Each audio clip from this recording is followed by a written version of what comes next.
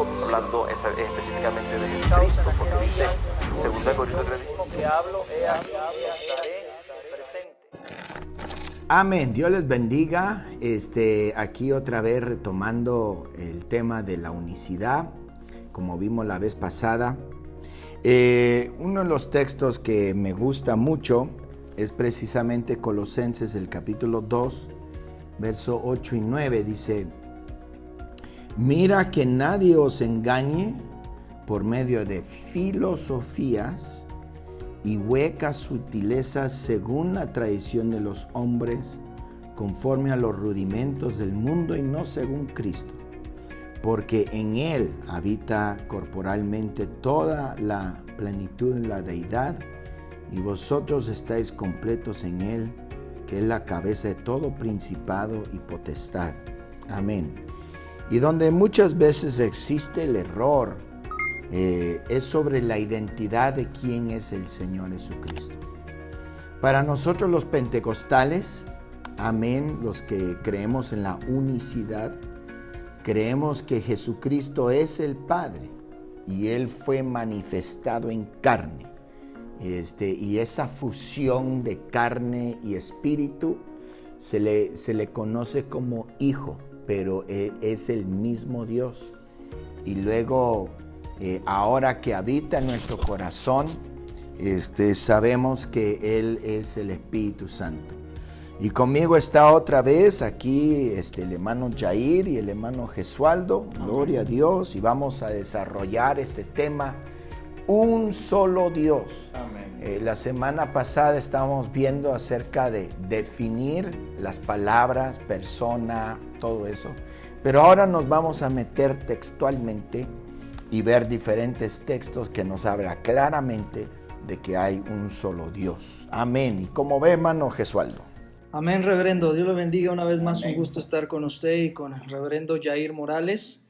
Y bueno, este tema pues es la continuación de lo que hemos estado hablando acerca de la unicidad y de cómo ésta se manifiesta plenamente en la Biblia, desde el Antiguo Testamento como el Nuevo Testamento, ¿verdad? Por ejemplo, en Romanos capítulo 3, versículo 30, el apóstol Pablo dice que el Dios de la circuncisión y de la incircuncisión es el mismo, ¿no? Dice, porque Dios es uno, o es el único Dios, y Él justificará por la fe a los de la circuncisión y por medio de la fe a los de la incircuncisión. Entonces, si algo creo que debemos de tener bien claro es que el Dios del antiguo pacto es el mismo Dios en el nuevo pacto.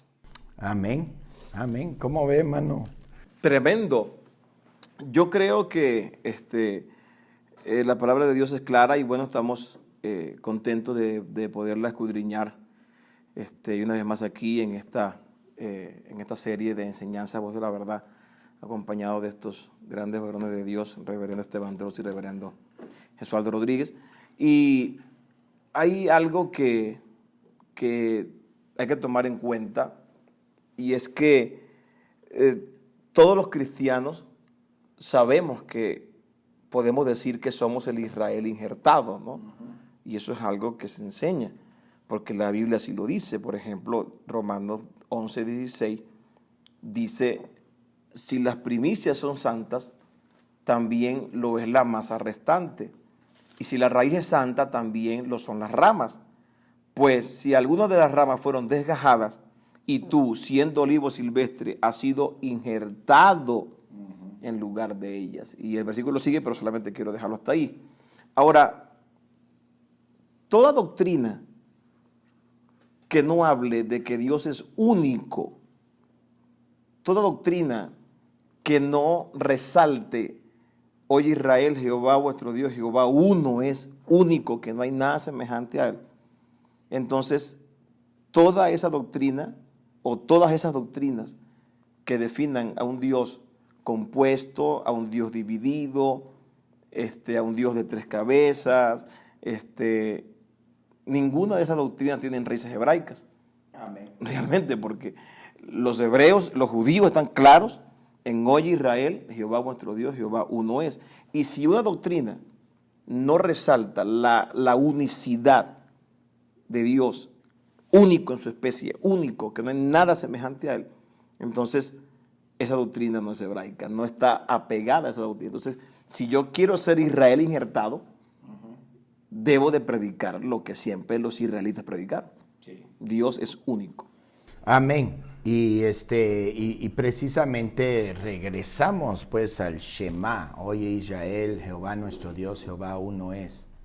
Ese era el credo y debe de ser nuestro credo. Que siempre nosotros confesamos, creamos y vivamos de una manera que Dios es uno. Yo creo que en Primera Crónicas, el capítulo 17, amén, encontramos un texto muy interesante. Primera Crónicas, el capítulo 17. Y esto es un poco como estábamos hablando la vez pasada, de que Dios es único en su especie. No hay nada que se asemeja a Él. Precisamente Primera Crónicas, el capítulo 17, verso 20, nos habla acerca de eso. Dice, Jehová, no hay semejante a ti, no hay semejante a ti, ni hay Dios sino tú. Amén. Yo creo que más claro no se puede decir.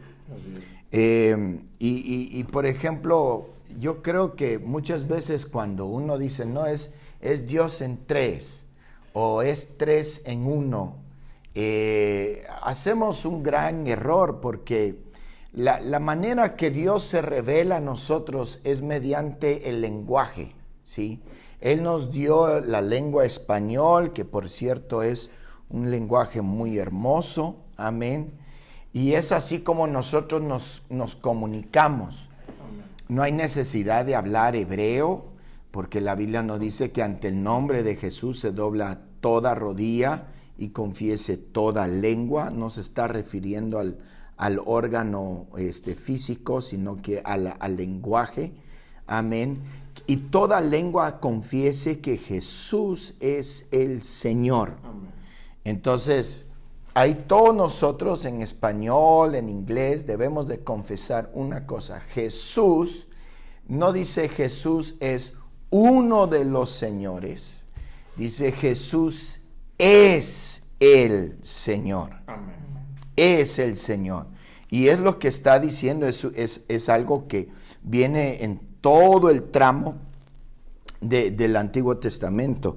Y mire cómo termina aquí Primera Crónicas, el capítulo 17, verso 20. Jehová, no hay semejante a ti, ni hay Dios sino tú. Y dice, según todas las cosas que hemos oído con nuestros oídos. Amén. Nunca habían oído de que posiblemente habían tres, sino que lo que estaba claramente definido era que había uno, aleluya, y no había nada semejante a él. Amén. Amén. ¿Cómo ve, hermano? Sí, y bueno, podemos hablar de que el Señor Jesucristo mismo testificó esa base, ¿no? Esa base de que Dios es uno o único, ¿verdad? Único. Ahí en Marcos capítulo 12, versículo 28 y 29, sí. Un escriba que había escuchado al Señor ahí disputar y que había visto que había respondido bien, le preguntó, ¿cuál es el principal o primer mandamiento de todos? Sí. ¿Verdad? Para de alguna manera saber cuál era la enseñanza que Jesús estaba dando. Jesús no le respondió, bueno, te voy a dar una nueva revelación, el Dios del antiguo pacto es un Dios en tres personas. Ajá. No, Jesús volvió a citar lo mismo que Dios le dio a Moisés, ¿verdad? En la Shema, como usted lo había dicho. El primer mandamiento de todos es, oye Israel, el Señor nuestro Dios, el Señor uno o único es, ¿verdad? Y Jesús pudo haber tomado un lugar de presentar una nueva doctrina si así hubiera sido, pero ya hemos dicho, el Dios del Antiguo Testamento sigue siendo el Dios del Nuevo Testamento y nuestro Señor Jesucristo lo confirma. Él es único Dios verdadero. Amén. Así es. Y y qué tremendo que sacas eso, porque este varón que llegó con el Señor Jesucristo, él era un doctor de la ley. Él estaba bien adiestrado en la ley, y vamos a verlo 12, 28 y 29, ¿no? Dice, y note, amén, dice así, dice, acercándose uno de los escribas que los había oído disputar y sabía que había respondido bien, le preguntó, ¿cuál es el primer mandamiento de todos? Entonces, llama mucho la atención que lo llama el primer mandamiento de todos, el primer mandamiento de todos. O sea, no puedes progresar más si no entiendes el primer mandamiento de todos, y es que Dios es uno. Y como habíamos explicado la vez pasada, cuando hablamos de uno, no estamos hablando uno entre muchos, estamos hablando que Él es totalmente único, no hay nada semejante a Él. Amén. No está acompañado de nadie. La Biblia no nos dice que Él es una unidad, no creemos en la unidad de Dios. Una unidad es un carro que tiene marcha, que tiene transmisión, tiene llantas, tiene un montón de cosas. Dios no es una unidad, Él es único. Amén. Y uno dice, oye, pero háblame de los ángeles, háblame del anticristo, háblame del apocalipsis. Si no entiendes esto, no vas a entender más nada. Claro. Amén. ¿Cómo ve? Tremendo, y eso es muy cierto, y lo que usted acaba de decir en cuanto a la palabra unidad, es algo muy, muy, muy interesante, porque en el estudio pasado lo que hablábamos acerca de la palabra único, por ejemplo, lo que leímos en 1 Timoteo 1:17, que dice, por tanto, a Rey de los siglos, inmortal, invisible, al único y sabio Dios. Ahora, la palabra para ahí, la palabra griega para único es monos, que habla de único en esencia, y esa debe diferenciarse de la palabra griega enotes, que significa unidad. Por ejemplo, en Efesios 4:3 dice, solícitos en guardar la unidad, guardar el enotes del espíritu en el vínculo de la paz. Está hablando de unidad, o sea, compuesta de varias personas. O sea, está diciendo que estemos unidos en el espíritu, o sea, que tengamos todos el mismo sentir. Y luego dice, ahí mismo en Efesios 4:13 dice, hasta que todos lleguemos a la unidad de la fe, igual, hasta que todos lleguemos al enotes de la fe. O sea, está hablando de unidad. Entonces, hay que diferenciar mucho la palabra monos en griego de la palabra enotes, porque monos está haciendo referencia a Dios, al Dios único. Eso es muy bueno, eso es muy bueno. Sí, porque, o sea, a Dios nunca se le refiere como una unidad, pero sí nosotros somos diferentes personas y sí estamos en un mismo sentir, en una misma unidad. La Biblia nos dice hasta en Hechos el capítulo 2, verso 1, cuando llegó el día de Pentecostés, estaban todos unánimes juntos, ¿sí? A Dios nunca se le atribuye o se le describe como estar unido, ¿sí? Jamás. Siempre son palabras muy precisas. El Santo de Israel, el que está sentado en el trono, un trono establecido, uno sentado, y no es por accidente. Vemos estos cuadros vez tras vez, tras vez, tras vez, que Dios es uno. Amén. Según de Samuel, el capítulo 7, versículo 22, note otra vez cómo está usando las palabras. O sea, Si Dios quisiera revelar que Él es único y que no hay nadie que se asemeje a Él, pues yo no creo que escogería otras palabras. Dice, por tanto, tú te has engrandecido, Jehová Dios, por cuanto no hay como tú, ni hay Dios fuera de ti, conforme a todo lo que hemos oído con nuestros oídos. Amén. Otra vez está diciendo que no hay Dios fuera de Él. Así es. No hay otro conocimiento, gloria al Señor, sino que solamente Dios. Amén. Y tocante a lo que usted decía acerca de que dice el santo, no dice los santos, hay un problema también muy grande ahí, porque pues sí es muy repetitivo. Por ejemplo, Salmo 72, 22 dice, oh santo de Israel. Ajá. Salmo 78, 41 dice, y provocaban al santo de Israel. Isaías 1, 4 dice, provocaron a ira al santo de Israel. Isaías 5, 19, santo de Israel. Isaías 5, 5:24, santo de Israel. Entonces, si la tercera persona es el Espíritu Santo, entonces ahí hay un problema muy grande, porque solamente dice que hay un solo santo. Un solo santo. Sí. También hablando de la palabra uno, en el Deuteronomio 6:4, dice, oye Israel, Jehová nuestro Dios, Jehová uno es. Algunos han intentado decir que ese uno, como ya lo hemos mencionado, es una unidad, ¿verdad? Que compuesta, ¿verdad? Se compone de, en este caso, la Trinidad dice de 3 personas, y toman el ejemplo de la creación, ¿verdad? Cuando Dios crea al hombre y a la mujer en el huerto, dice, por tanto, ahí en Génesis 2:24, por tanto dejará el hombre a su padre y a su madre y se unirá a su mujer y serán una sola carne. Y bueno, de lo que se toman es que tanto ese uno que dice Deuteronomio 6:4 como aquí en Génesis 2:24 es la palabra ejad, ¿verdad? Y que dicen, bueno, que esta palabra se puede, o está hablando, se puede usar para una unidad, ¿verdad? Sin embargo, esta palabra, aunque sí es usada, no podemos negar que ahí en Génesis está hablando de una unidad, un complemento, un hombre y una mujer, forman una sola carne. Sin embargo, esta palabra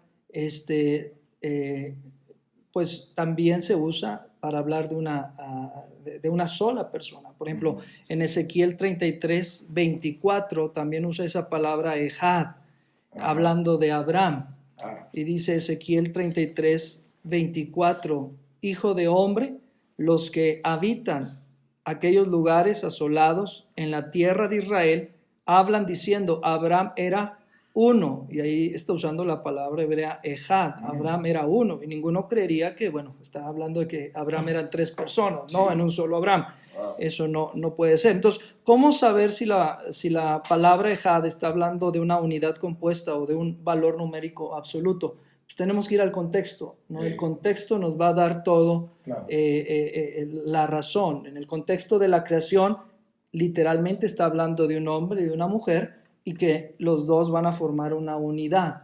Pero en cuanto a Deuteronomio 6:4, ¿verdad? No está hablando, no está presentando diversas personas para unirlas, sino que el contexto está desde el capítulo 5. Deuteronomio 5, 6 y 7 nos da los mandamientos, ¿verdad? Dios está hablando, está dándole a su pueblo los mandamientos, y dice Deuteronomio 5, 6, 7, yo soy Jehová tu Dios, que te saqué de la tierra de Egipto, de casa de servidumbre, no tendrás dioses ajenos delante de mí. Entonces el contexto es que yo soy el único Dios verdadero, yo te saqué, no vas a tener otro Dios aparte de mí. Y luego en Deuteronomio, el capítulo 6, versículo 13 y 14 dice, a Jehová tu Dios temerás y a Él solo servirás y por su nombre jurarás. No andaréis en pos de dioses ajenos, de los dioses de los pueblos que están en vuestros contornos. Entonces la intención de Deuteronomio 6:4 queda claramente vista a través del contexto de que lo que Dios quiere evitar es el politeísmo, la creencia de varios dioses, ¿verdad? Y que es básicamente pues es la unicidad, la creencia del único Dios verdadero. Amén. Y es muy buen punto lo que estás sacando aquí, que siempre el contexto, cuando está hablando, usando la palabra ejad, y lo está hablando acerca de una unidad, siempre el contexto lo establece, ¿sí? Pero aquí no encontramos en ningún momento, hoy Israel, los tres Jehovás, nuestro Dios, Jehovás uno es. No, o sea, no se habla así. Y curiosamente, siendo el credo del antiguo Israel, hasta la fecha, ellos no llegan a esa conclusión. ¿Y quién conoce más su lengua que los mismos hebreos? Sí, entonces, ellos nunca llegan a esa conclusión de que son tres. Amén. O 4 o 5, o sea, ¿por qué limitarnos en 3 para tal caso? ¿Por qué no seguirle, vea? Más adelante, él se describe de varios títulos. La última vez que estuve contando todos los títulos, son más de 366 títulos que se le atribuye al Señor. Amén. Entonces, por cada uno vamos a hacer una persona, pues ya sería pues algo ridículo. Amén. Así es. Un lugar que a mí me gusta es Salmos el capítulo 89. Amén. Otro texto muy, muy interesante. Y Salmo, especialmente estos últimos salmos de 80 hasta el 89. Note cómo dice Salmo 89, 6. Dice, y esto es increíble, y aquí el salmista está haciendo la pregunta. Dice, porque ¿quién en los cielos se igualará a Dios? ¿Quién será semejante a Jehová entre los hijos de los potentados? Aquí él está haciendo una pregunta. ¿Quién en los cielos es igual? Ahora, habíamos hablado de que los trinitarios dicen que hay 3 que son iguales, coeternos, coexistentes. Pero aquí nos está diciendo, y note que aquí no está hablando de Dios, aquí está usando el tetragramatón, ¿sí? ¿Quién en los cielos se igualará a Jehová? Gloria al Señor. No hay. Entonces aquí queda excluido el Hijo, o si acaso hay 3, queda excluido el Hijo y queda excluido el Espíritu Santo, porque aquí no está hablando de Dios o la palabra Elohim, amén, sino aquí está hablando, no hay nadie que se pueda igualar a Él. El 83, el capítulo 83, verso 18, note que ahí completamente elimina lo que acabamos de leer. No hay 3 iguales, ¿sí? Ahora note Salmo 83, 18. Y conozcan que tu nombre es Jehová. Note, tú solo Altísimo sobre toda la tierra. Híjole, ahí cómo es que le pueden sacar 3. Es imposible que le puedan sacar 3.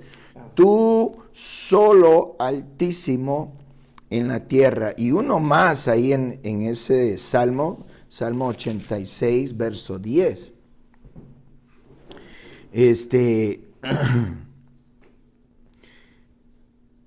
Dice, vamos a leer versículo 8. Dice, oh Jehová, ninguno hay como tú entre los dioses. ni obras que igualen tus obras.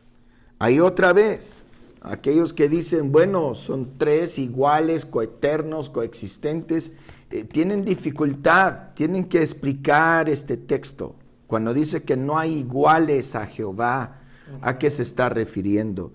Dice, todas las naciones que hiciste vendrán y adorarán delante de ti, Señor, y glorificarán tu nombre.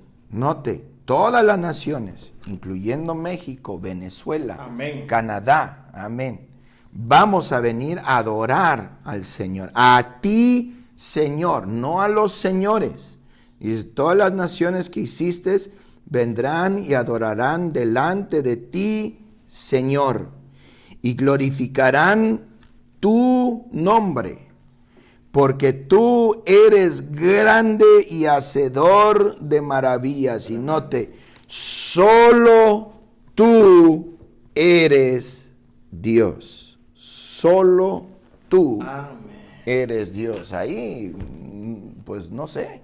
Amén. Aleluya. Tremendo. Porque si de repente decimos que uno significa tres o tres significa uno, destruimos nuestra habilidad de podernos comunicar y entender. Y cuando dice solo, no, ahí está hablando de tres, pues llegamos a destruir nuestro lenguaje. Amén. Y lo tremendo, y me gusta mucho, ahorita que lo estaba leyendo, es algo un detalle muy interesante, porque el Salmo 89 dice que es escrito por Etán, el israelita. Y hace un tiempo atrás estuve enseñando acerca de Etán. Ajá. Y en Primera de Reyes 4 dice que, o sea, hablando de la sabiduría de Salomón, en Primera de Reyes capítulo 4, dice que Salomón era muy sabio, y dice más sabio que Etán, el israelita. O sea, para comparar la sabiduría de Salomón con la de Etán, quiere decir que también Etán era muy sabio. Obviamente Salomón era más sabio que Etán, el israelita. Pero Etán, en la sabiduría que Dios le había dado, dice eso, porque ¿quién en los cielos se igualará a Jehová? En la sabiduría, o sea, era un hombre sabio Etán, el israelita. Era muy sabio. Creo que es Primera de Reyes 4:31, ¿no? Sí, él era muy, muy sabio, Etán. Y él pues escribe este salmo. Amén. Y de toda la sabiduría, amén, él hace la pregunta, ¿quién en el cielo se igualará a Dios? Y dice Jehová? Dice ahí que es un masquil, y un masquil es un canto instructivo, o sea que eso es una instrucción, o sea, nos está instruyendo de que no hay nada en el cielo. Y tocante a lo que platicábamos en el estudio anterior, si todos son coeternos, entonces ¿dónde estaban? Porque en el cielo no estaban. No. Porque ahí dice claramente, o sea, ¿quién en los cielos se igualará a Jehová? Dice Etán. Ajá. Entonces, si estaban allá arriba, no eran iguales a él. No, para nada. Tremendo. Para nada. Y este salmo, como dices, es un salmo muy importante, sí. Es instructivo. Y si lo descuidamos completamente, pues entonces descuidamos la sabiduría que el Señor nos está dando. Amén. Amén. Gloria al Señor. Amén. ¿Algo más que quiera añadir aquí, hermano Gesualdo? Sí, no, nada más decir que, bueno, ya hemos hablado y vamos a seguir hablando de textos que obviamente prueban la unicidad de Dios, ¿verdad? El único Dios verdadero. Sin embargo, a veces se usa con astucia quizás la palabra Dios o Jehová, o cuando se menciona a Dios para referirse al Padre o para referirse a los tres, ¿verdad? O sea, cuando uno presenta, mira, es que aquí está hablando de un solo Dios.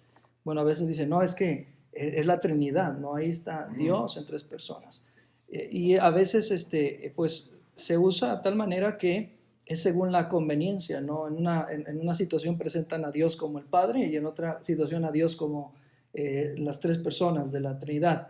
Y bueno, eso es algo que pues no concuerdan, ¿no? O Dios es el Padre o Dios es tres personas, ¿no? Y es algo que nosotros tenemos bien claro, ¿verdad? Que Dios es el único, ¿verdad? No hay fuera de Él ningún otro Señor y otro Dios. Es por eso que estamos hablando de estos textos. Por ejemplo, traigo aquí a la mesa un texto, Mateo 26:64, ¿no? Que habla acerca de que el Hijo del Hombre sentado a la diestra del poder de Dios, ¿verdad?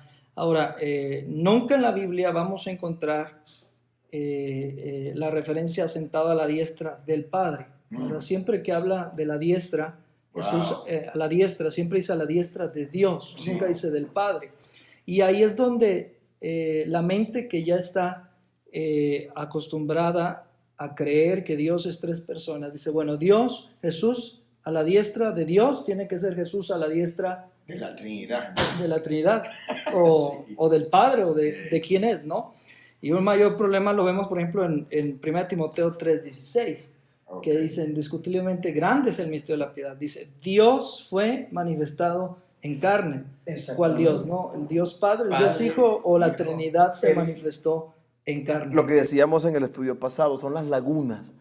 O sea, son cosas que no son sólidas. O sea, una laguna es agua. Tú vas caminando por sólido, llegas a una laguna y ya te hunde porque no es sólido. Entonces, no hay explicación. Ese tipo de detalles son los que hacen que haya un enredo y lo digo con respeto, ¿no? En ellos mismos que están diciendo es que son tres. Entonces, es como dice el hermano Jesualdo. O sea, o Dios son tres personas que hacen un Dios, o Dios es el Padre. Entonces, ese tipo de cosas son las que hacen que esa doctrina, y lo digo con respeto, pierda esa solidez, porque la Biblia, Dios en su palabra especificó muchas veces. Así es. Único Dios.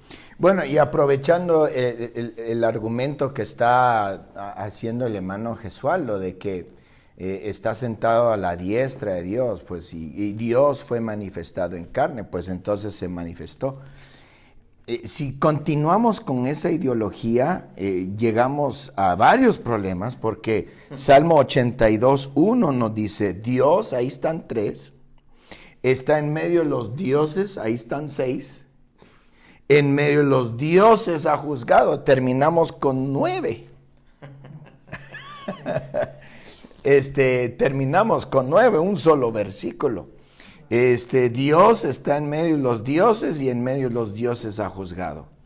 Entonces, ¿dónde vamos a trazar la raya? ¿Dónde vamos a trazar la línea? Y es por eso que gente como Tertuliano, que vivió en el segundo siglo, él cuando comenzó, esto es un pendiente resbaloso, muy resbaloso, porque si ya comienzas con ese, te vas a deslizar, te vas a ir bajando, y Tertuliano terminó en una falsedad completamente.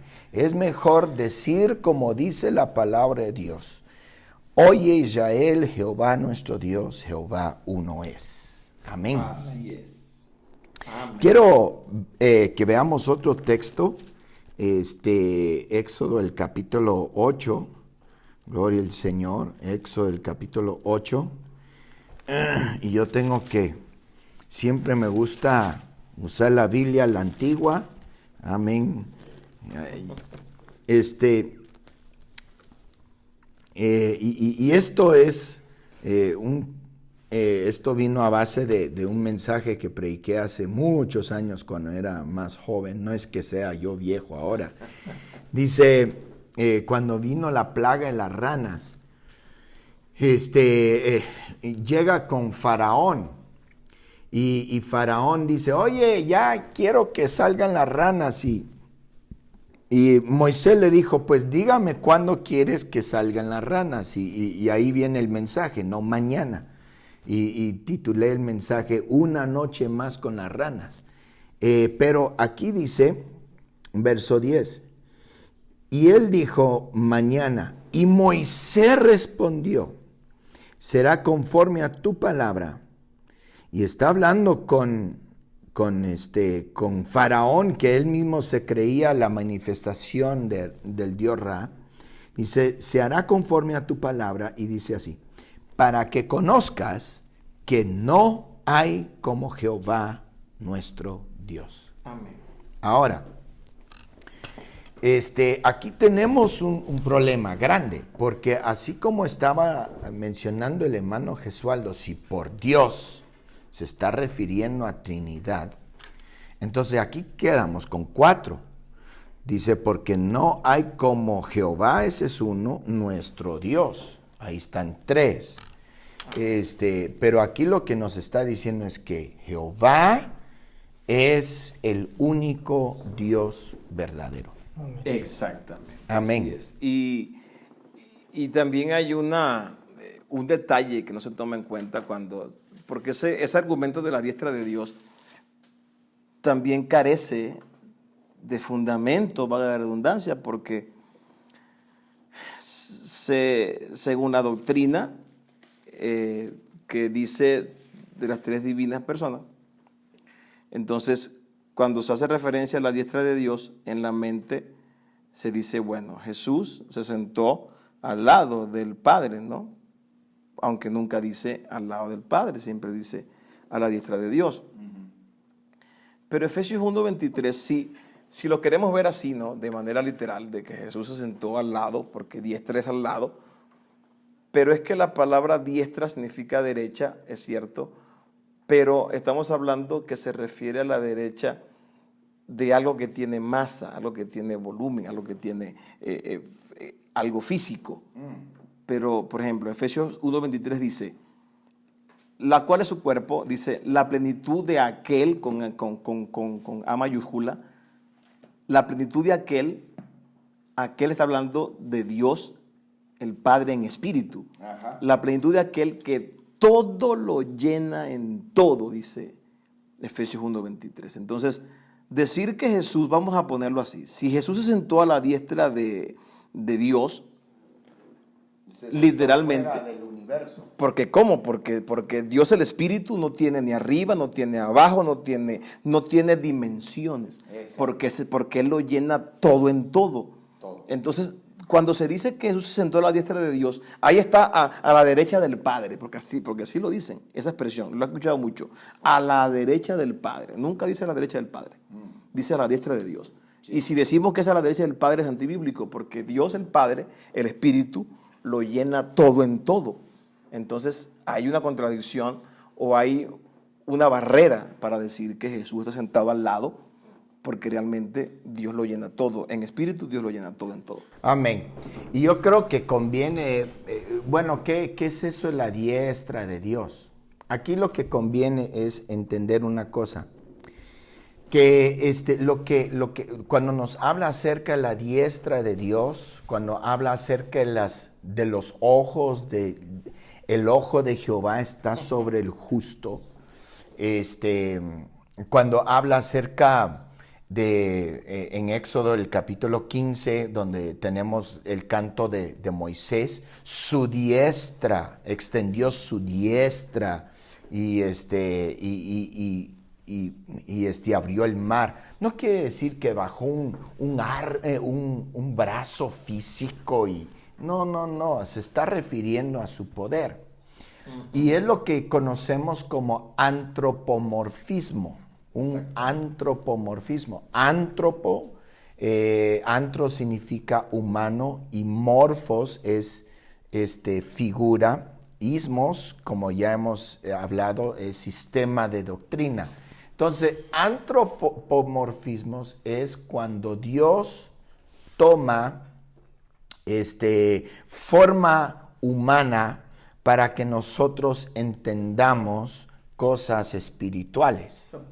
Ponerle a Dios terminología humana. Así es, eso es antropomorfismo. No es que Dios tenga el ojo de Jehová está sobre el justo. No es que uno anda así cargando un ojo, no, es que Dios nos ve, Él ve nuestros caminos. Amén.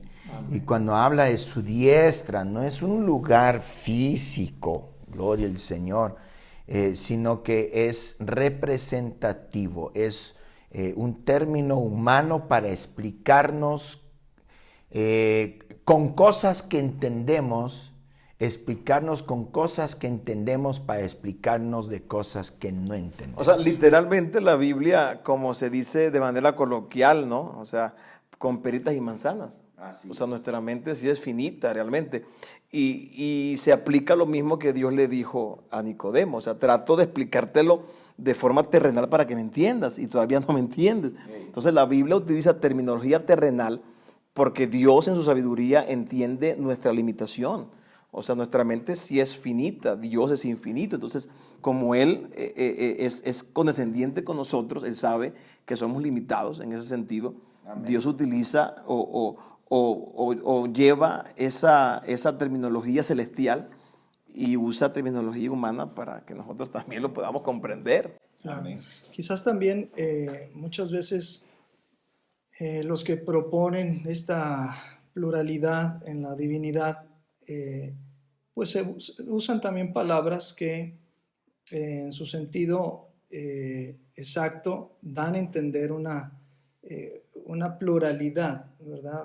Por ejemplo, yo he escuchado mucho acerca de Génesis 1.1, ¿no? Y dicen, es que ahí está desde un principio la Trinidad, ¿verdad? En el principio creó Dios los cielos y la tierra. ¿Y por qué? Porque esa palabra Dios en el hebreo es Elohim, y es una palabra que también se traduce en la Biblia como dioses, pero siempre que se traduce como dioses, siempre se hace hacia dioses paganos, ¿verdad? Nunca se refiere a Dios. Es una palabra plural, pero eso no significa que Dios sea una pluralidad de personas, sino más bien manifiesta desde el principio que Dios es solo soberano y que tiene todo el poder, ¿verdad? Y que desde un principio manifiesta su pluralidad, no de personas, sino de atributos, ¿verdad? Él es santo, Él es todopoderoso, el omnisciente, ¿verdad? Entonces, no hay una palabra que quizás pueda describir la totalidad que es Dios.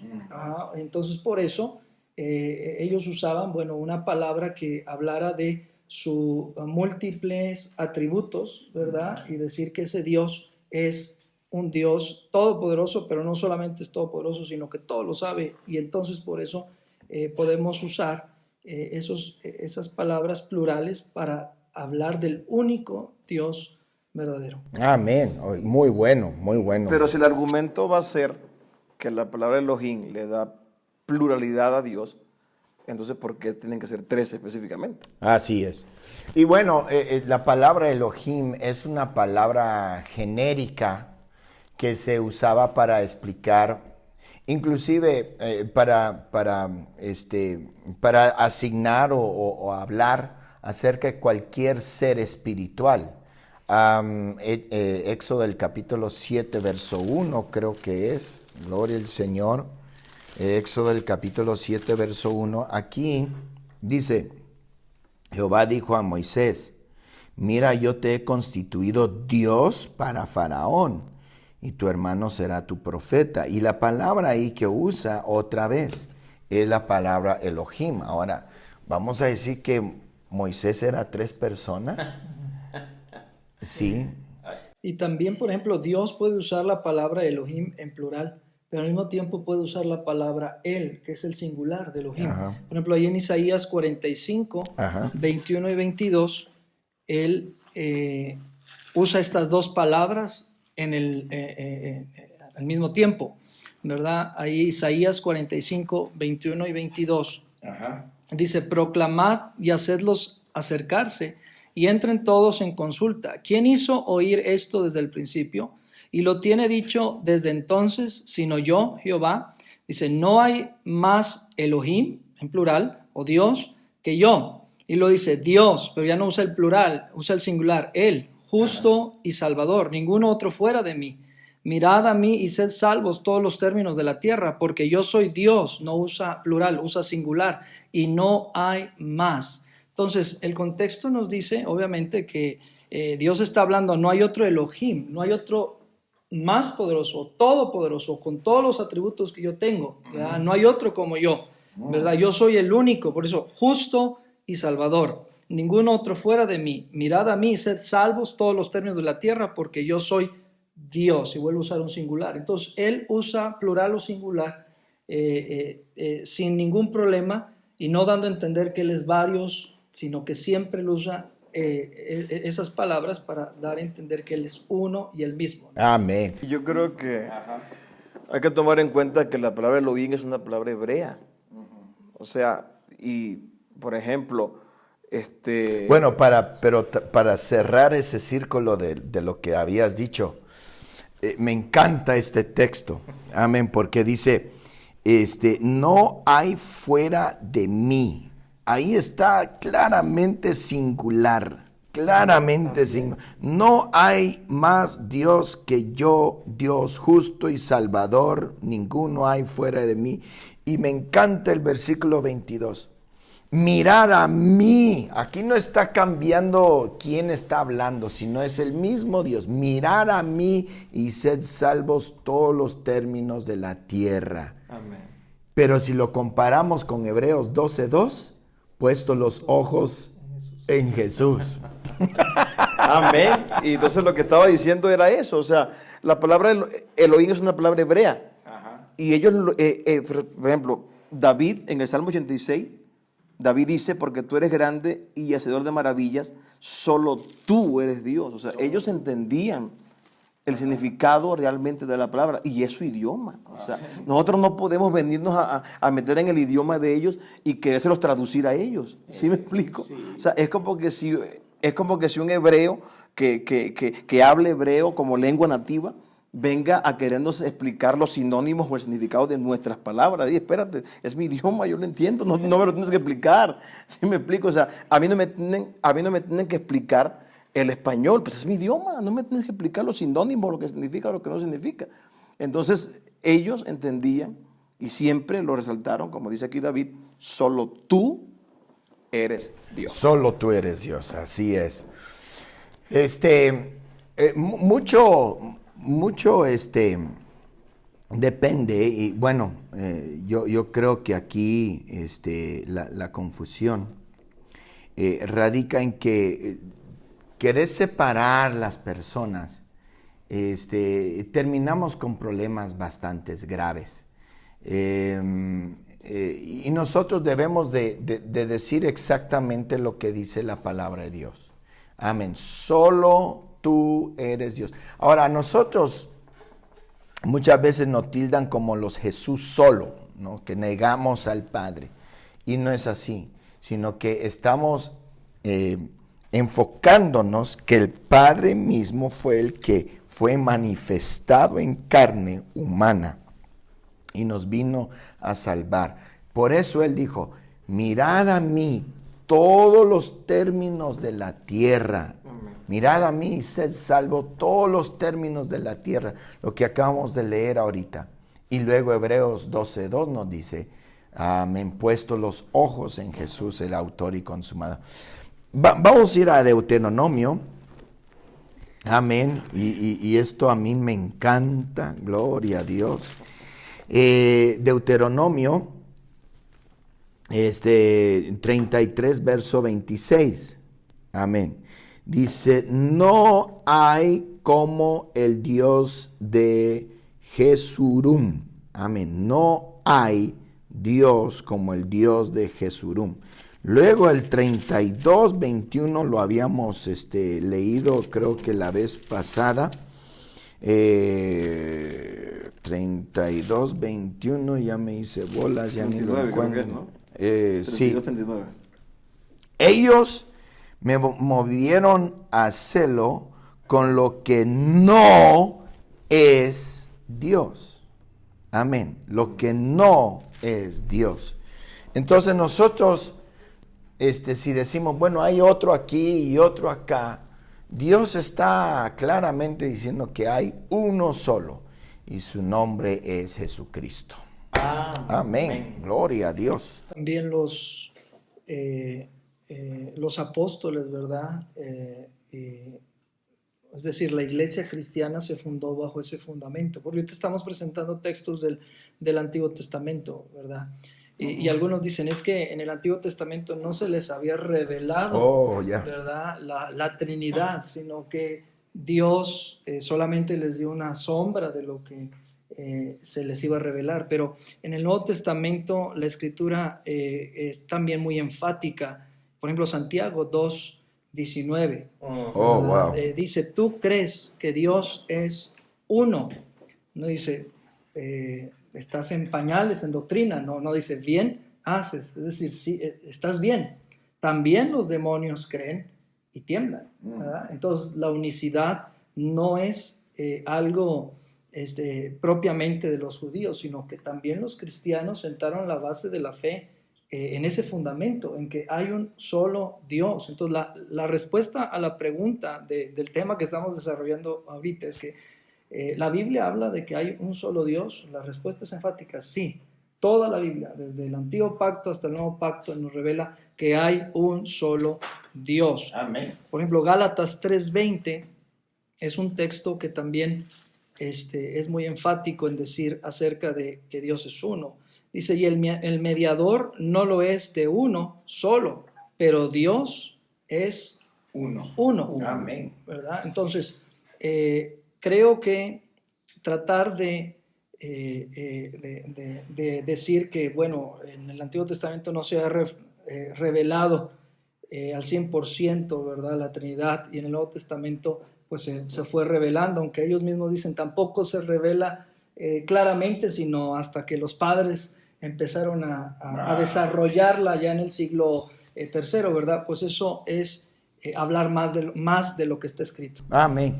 Y ese comentario me encantó, hermano Gesualdo, lo que acabas de decir, porque muchos dicen, bueno, es que él era un solo Dios en el Antiguo Testamento, y ya en el Nuevo recibieron la revelación de la Trinidad.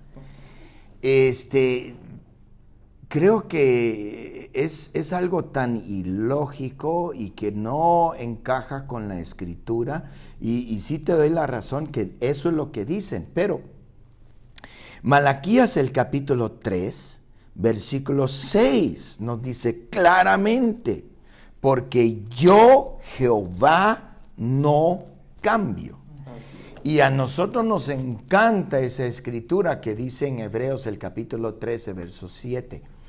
Jesucristo es el mismo ayer, hoy y por los siglos. Entonces, lo que están haciendo es diciendo que Dios es el que está mintiendo, porque Él siempre se ha manifestado como Dios único.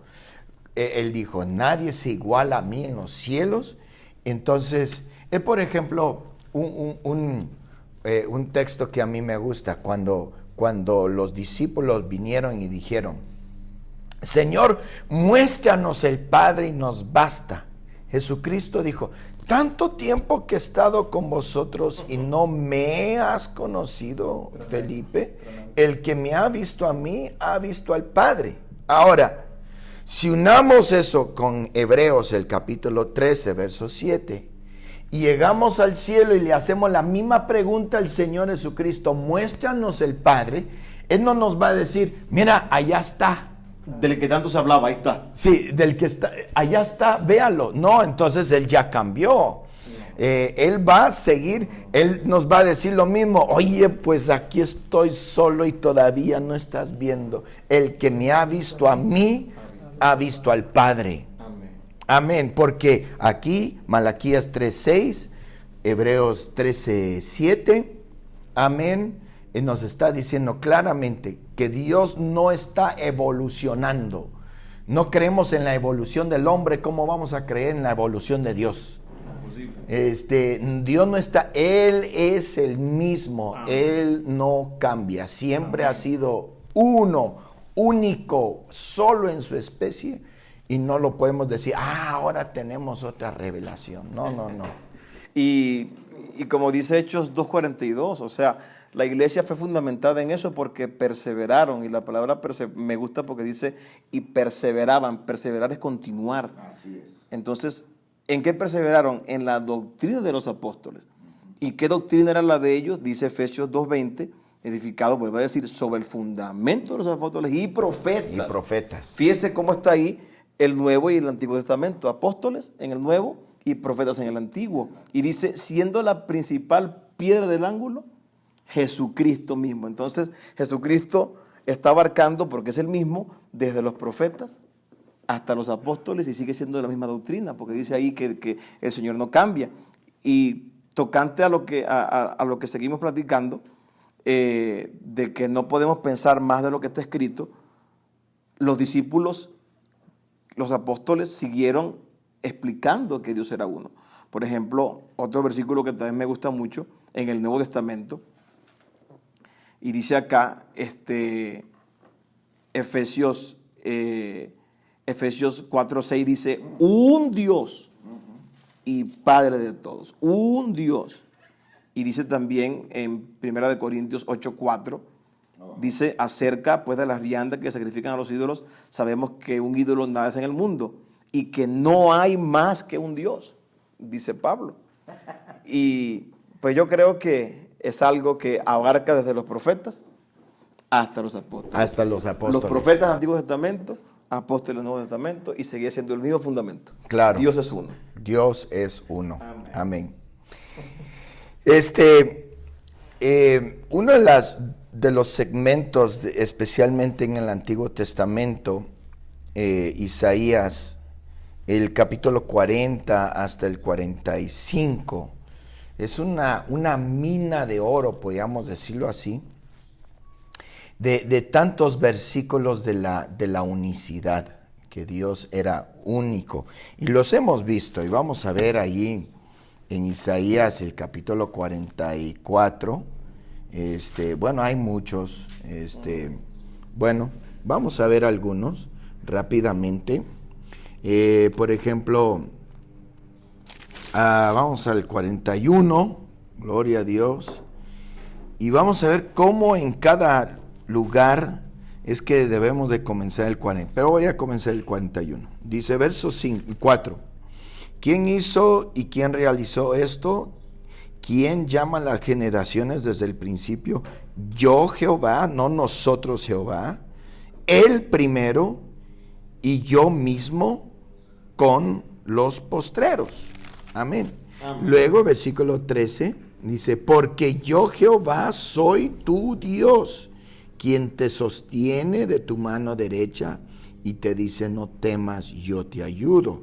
Luego el 42, verso 5, así dice Jehová Dios, creador singular de los cielos, el que los despliegue, el que extiende la tierra y sus productos, el que da aliento al pueblo que mora sobre ella, espíritu a los que en ella andan.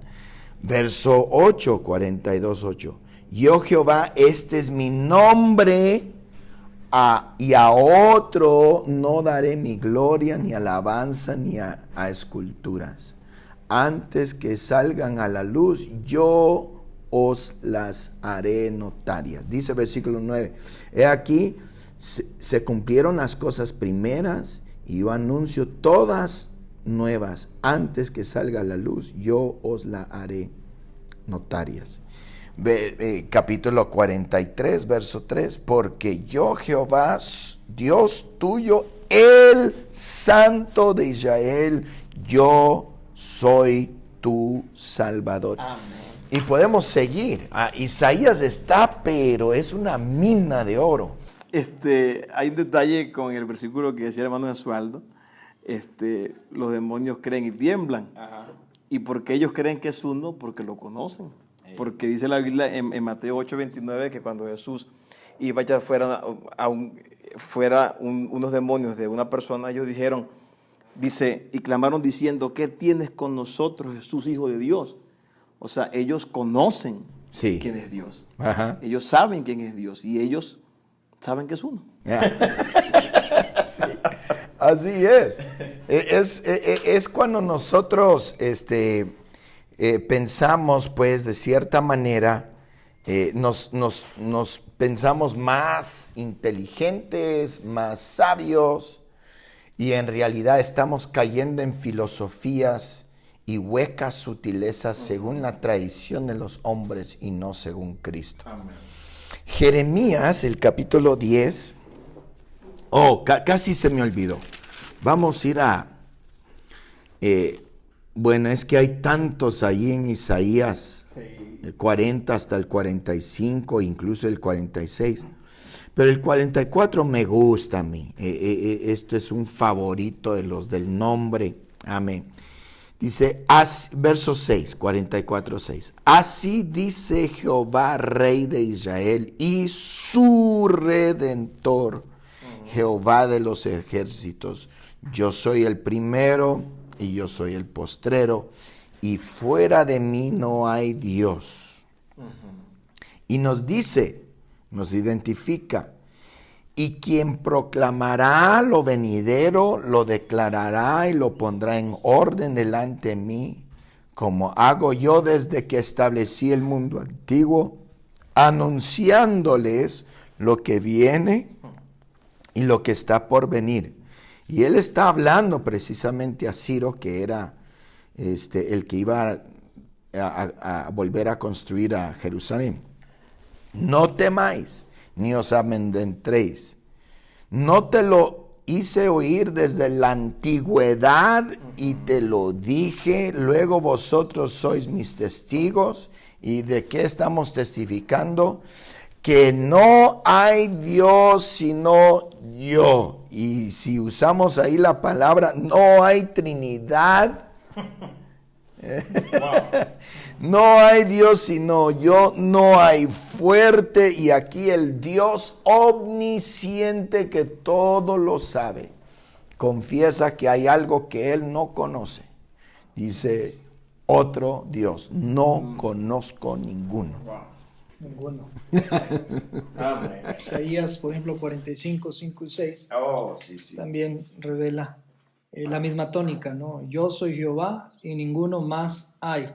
No hay Dios fuera de mí, yo te ceñiré, aunque tú no me conociste, para que se sepa desde el nacimiento del sol, es decir, desde el oriente, ¿verdad? Y hasta donde se pone, hasta el occidente, que no hay más que yo Jehová, y ninguno más que yo. Es decir, el mismo Dios de aquellos pueblos tiene que ser el mismo Dios de nosotros. No hay más que yo Jehová.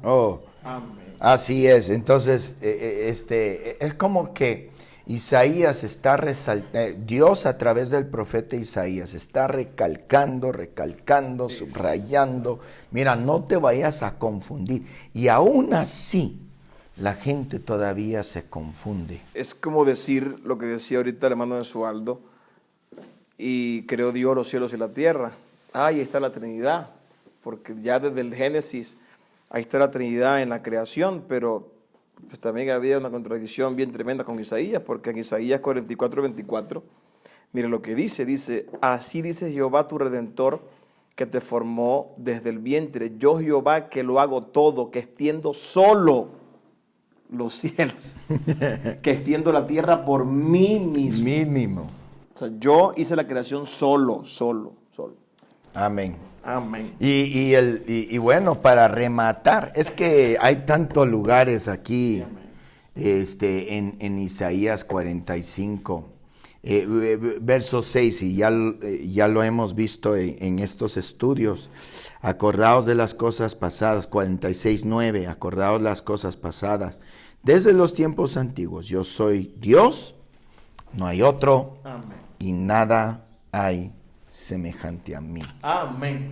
Y una de las características que el Señor usa para demostrar esto, dice, que anuncio lo por venir desde el principio y desde la antigüedad, aún no era hecho. O sea, lo que aquí él está diciendo, que no hay nadie que puede profetizar, que puede decir el futuro. ¿Por qué?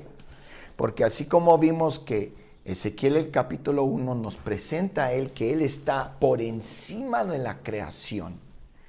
Él no está confinado a tiempo, sino que él habita la eternidad. Amén. Yo creo que con esto vamos a terminar.